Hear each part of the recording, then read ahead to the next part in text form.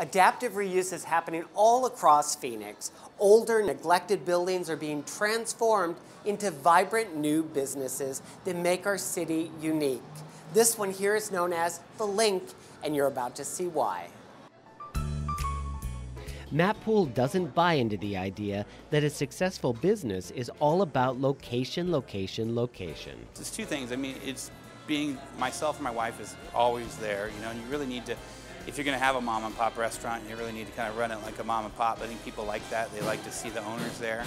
But it's also, you know, we buy really great ingredients, but it's not just that. We kind of focus on value. Matt made his first big splash with Matt's Big Breakfast, a shoebox of a building on a side street in downtown that caught the attention of the New York Times, Martha Stewart, and the Food Network's Guy Fieri. We were a busy place before then, but that kind of took it up and, to speak like him, kicked it up a notch. You know? Matt went on to open a pub eatery called the Roosevelt on another sleepy side street in downtown, and most recently, Giant Coffee. Again, you guessed it, another side street, this one off McDowell east of Central Avenue.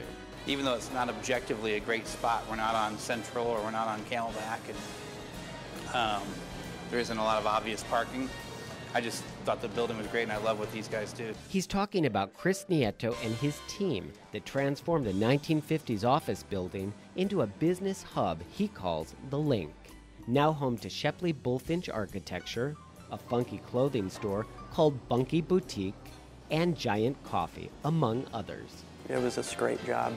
I mean, we had to completely gut everything that was inside the building. I mean, it was the electrical system and the plumbing system, the HVAC system, they were all built for the previous user. We were working with such great bones. I mean, it was only natural for us to use the bones that we were given. It's a steel structure with masonry infill and hollow core concrete planks for the roof and floor decks. Really simple, very solid. The building isn't going anywhere. To be honest with you, the day that I made the offer, I had no idea how I was going to pay for it, and I didn't know how I was going to fill it up with people. His first tenant was his own architecture firm, later sold to Shepley Bullfinch. Then came Matt and his Giant Coffee, who got to co-create the perfect space for his new business.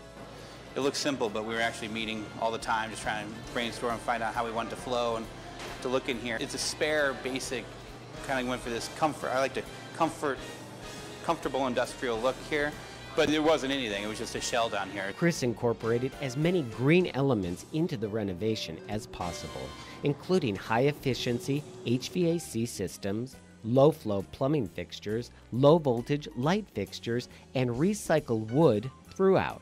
Recycled materials.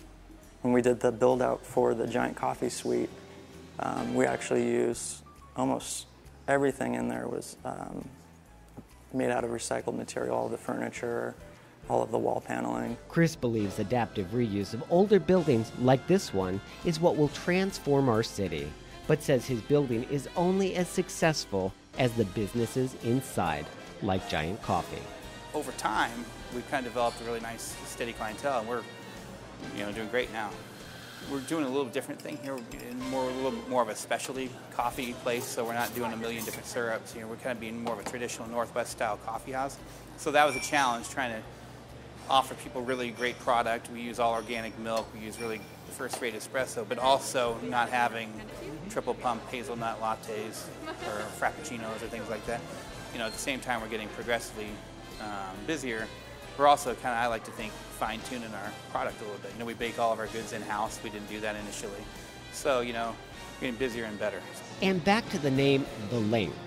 Chris sees his building and its businesses as just one more link in the chain that will make our downtown a destination for all. This is just an example of what the city allows for people like me to do.